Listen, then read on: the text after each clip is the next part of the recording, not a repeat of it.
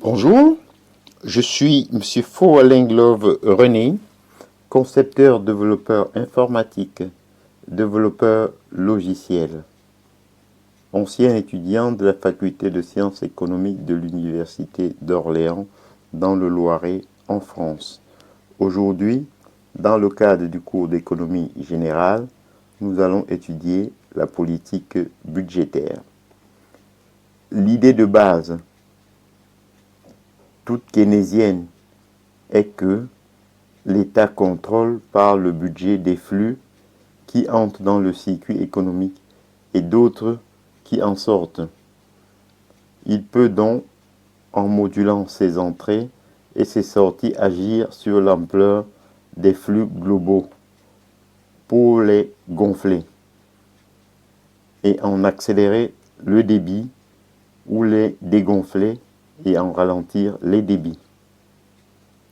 L'arme fatale qui est aussi la clé de voûte du keynésianisme est le multiplicateur, un mécanisme automatique qui fait qu'une augmentation de l'investissement provoque une augmentation plus que proportionnelle du revenu national. L'État peut dépenser cet argent de multiples façons. La plus évidemment utile est la construction d'équipements collectifs ou d'infrastructures qui, tout en stimulant l'activité économique, donne au pays les moyens d'un développement ultérieur. Le même résultat est obtenu par des dépenses moins productives, comme l'armement, qui, surtout en période de guerre, a un gros effet d'entraînement à cause de sa destruction immédiate.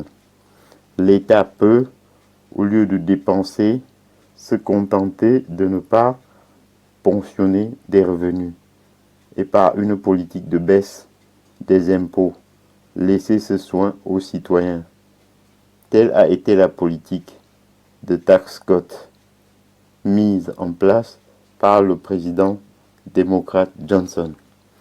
L'effet d'entraînement de l'investissement public est plus fort si les sommes mises en circulation directement ou par effet d'entraînement sont en plus grande proportion consommées. On sait que les plus bas revenus ont une plus forte propension à être consommés que les hauts revenus qui, eux, sont plus facilement épargnés. Keynes estime donc qu'une politique de relance doit s'accompagner de mesures augmentant les bas revenus, fixation d'un salaire minimum, allocation. Si cette mécanique fonctionne correctement, l'État peut même se payer le luxe de dépenser plus d'argent qu'il n'en a. Le déficit budgétaire provoqué par une injection de dépenses sera en effet résorbé automatiquement par les rentrées supplémentaires induites par la relance obtenue.